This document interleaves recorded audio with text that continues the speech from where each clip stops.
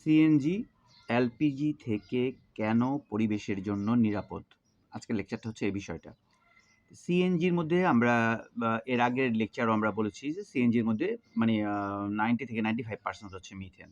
মিথেনকে যখন আমরা অক্সিজেনের সাহায্যে পোড়াবো তখন কার্বন ডাই অক্সাইড উৎপন্ন হবে। ঠিক অনুরূপভাবে এলপিজির মধ্যে আছে হলো আমাদের প্রোপেন এবং বিউটেন।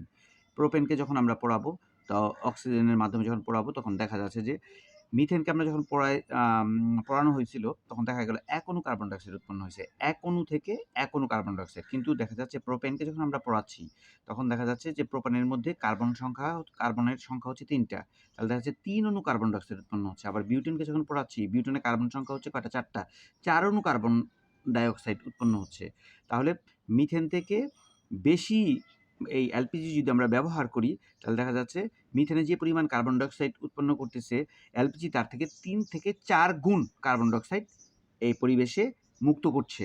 এই কার্বন ডাই অক্সাইড যখন পরিবেশে মুক্ত হচ্ছে, একে তো গ্রিন হাউস প্রভাব সে সৃষ্টি করছে। নাম্বার 2 হচ্ছে যখন বৃষ্টি হচ্ছে এই কার্বন ডাই অক্সাইড পানির সাথে বিক্রিয়া করে কার্বনিক অ্যাসিড হিসেবে ভূপৃষ্ঠে কী হচ্ছে? পতিত হচ্ছে।